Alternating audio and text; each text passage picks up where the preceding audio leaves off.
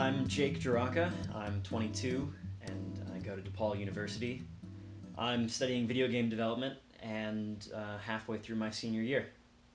I was drawn to this job because I always loved making things, whether it be physical things or digital things like game design.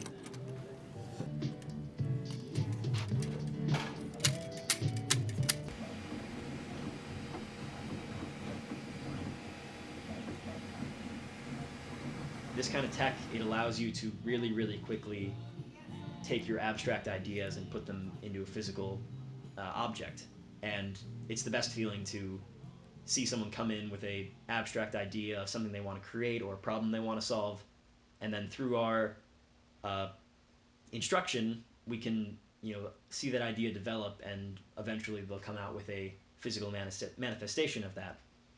It's very rewarding, and it's interesting to see the doors that open up with a student when I'm teaching them how to use a 3D printer, and they start to put two and two together and start to form ideas about what they can make using this space.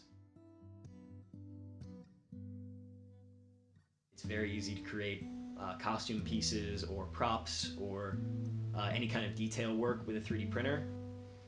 I mean, I've always loved dressing up. I was born right before Halloween, so some of the earliest photos of me and my sisters are of us with little pumpkins on our heads as babies. As I was growing up, I would always have a passion for Halloween and dressing up. Our mom would enable us in that regard by either making or buying the right kind of costumes and helping us to create our vision. Oftentimes, as I was growing up, I would let her know a few months in advance what I wanted to be for Halloween, and she would magically create that thing for me to wear. And then this love of costumes and embodying a different persona transferred well into high school, where I had a passion for theater and musical theater specifically.